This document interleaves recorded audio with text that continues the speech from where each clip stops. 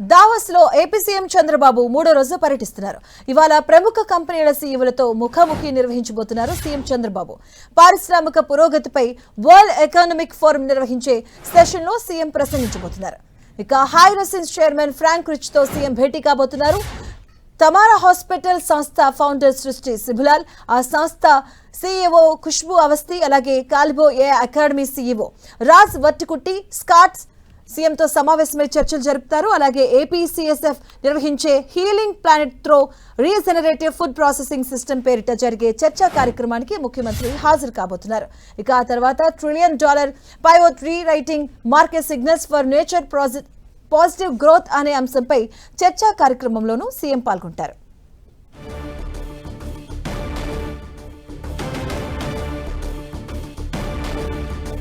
ఇదే అంశానికి సంబంధించిన పూర్తి అప్డేట్స్ మా కరెస్పాండెంట్ రవిచంద్ అందిస్తారు. రవిచంద్,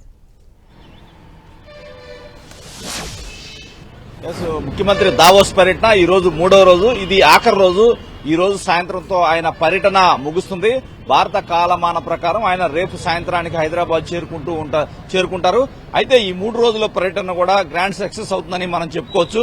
ఈ రోజు ఆఖరి రోజు మిగిలినప్పటికీ కూడా 2 రోజుల పాటు పర్యటన మనం గమనిస్తే కనుక అనేక మంది జాతీయ అంతర్జాతీయ బిజినెస్ టైకూన్స్ తో ఆయన సమావేశమయ్యారు. ఆంధ్రప్రదేశ్ లో పెట్టుబడులకు అనుకూలంగా ఉన్న వాతావరణాన్ని కూడా ఆయన స్పష్టం చేయడం జరిగింది.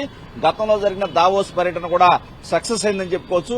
ఎందుకంటే గతంలో జరిగిన పర్యటనలో జరిగిన ఒప్పందాల 2,36,000 కోట్ల పెట్టుబడులు అయితే ఆంధ్రప్రదేశ్ కు వచ్చాయని చెప్పుకోవచ్చు. దాంట్లో ఐటీలోనే 1,36,000 కోట్ల పెట్టుబడులు గత సంవత్సరం దావోస్ ఒప్పందాల్లో అక్కడ జరిగిన ఎంఓయూల్లో కావచ్చు రావడం జరిగింది. ఆంధ్రప్రదేశ్ కి భారతదేశంలో గత సంవత్సరం వచ్చిన పెట్టుబడిలో 25% ఆంధ్రప్రదేశ్ కు రావడం గర్వకారణమని కూడా ప్రభుత్వం చెబుతుంది.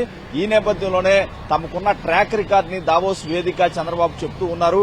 ఎందుకంటే దావోస్ చంద్రబాబు కొత్త కాదు. అక్కడ ఆయన 1998 నుంచి కూడా రెగ్యులర్ గా ఆయన పాలన చేపట్టినప్పుడు ప్రతి సంవత్సరం కూడా అక్కడికి వెళ్తూ ఉంటారు.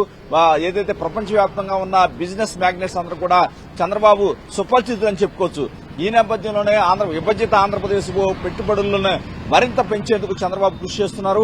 ఒక పక్క చంద్రబాబు, మరో పక్క నారా లోకేష్ కూడా ఆంధ్రప్రదేశ్ పెట్టుబడులకు సంబంధించిన అనుకూలమైన వాతావరణం వివరిస్తూ ఉన్నారు.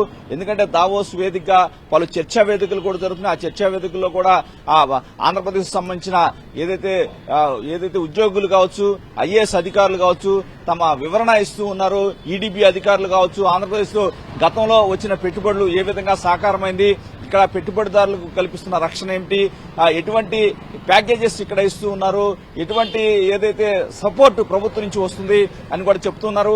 అదేవిధంగా మేము పెట్టుబడులు పెట్టమని కోరటమే కాదు, ఇక్కడ గతంలో పెట్టుబడిదారులకు ఏ విధమైన సౌకర్యాలు కలుగుతున్నాయి వారితో కూడా చెక్ చేసుకోవాలని కూడా కోరుతున్న పరిస్థితి ఉంది. ఈ విధంగా ముఖ్యమంత్రి చంద్రబాబు ఏదైతే తీరిక లేకుండా దావోస్ లో గడుపుతున్నారు. ఈ రోజు కూడా పలు కీలక సమావేశాలు ఉన్నాయి. ఆ సమావేశాల్లో కూడా మాట్లాడబోతున్నారు. ఆంధ్రప్రదేశ్ లో ఈసారి కూడా భారీ లక్ష్యాన్ని అయితే నిర్దేశించుకుంది దావోస్. ఏదైతే ఈ చర్చల ద్వారా భారీ ఎత్తున పెట్టుబడులు, ఎందుకంటే గత సంవత్సరం 2,36,000 కోట్ల పెట్టుబడులు అయితే దావోస్ ఒప్పందాల ద్వారా వచ్చాయి. ఈసారి కూడా అంతకు మించి వచ్చే అవకాశం ఉందని కూడా చెప్తున్నారు. ఎందుకంటే ఇప్పుడు వైజాగ్ లో ఏదైతే గూగుల్ ఏ విధంగా వచ్చింది, అదేవిధంగా గ్రీన్ అమోనియాకు సంబంధించి ఈ 2 ప్రాజెక్టులు భారీ పెట్టుబడిగా ప్రపంచవ్యాప్తంగా కూడా ఒక చర్చ జరుగుతుంది. ఈ నేపథ్యంలోనే ఆ 2 పెట్టుబడులకు సంబంధించి కొంత పాజిటివ్ వాతావరణం ఆంధ్రప్రదేశ్ ప్రభుత్వంపై ప్రపంచవ్యాప్తంగా వస్తున్న నేపథ్యంలో దావోస్ లో కూడా ఇదే విధమైన చర్చలు జరుగుతున్నాయి. ఎందుకంటే ప్రపంచ దిగ్గజ పారిశ్రామికవేత్తలంతా కూడా చంద్రబాబుతో సమావేశం అవుతున్నారు. చంద్రబాబు కూడా వారి టైం తీసుకుని ఆయన కూడా కలుస్తున్నారు. 2-3 రోజుల పాటు ఇది ఆఖరి రోజు. ఈ రోజు కూడా కీలక సమావేశాలున్నాయి, ఒక రౌండ్ టేబుల్ సమావేశాలున్నాయి. అదేవిధంగా వివిధ దేశాల ప్రతినిధులు, దుబాయ్కి సంబంధించిన మంత్రి కావచ్చు, ఇజ్రాయెల్ మంత్రులు, అదేవిధంగా స్విట్జర్లాండ్ కి సంబంధించిన ఆ దేశ ప్రతినిధులు కావచ్చు, అనేక దేశాలకు సంబంధించిన ప్రతినిధులు కూడా ముఖ్యమంత్రితో సమావేశం అవుతున్నారు. మరోపక్క నారా లోకేష్ కూడా గ్రౌండ్ వర్క్ అయితే చేస్తున్నారు.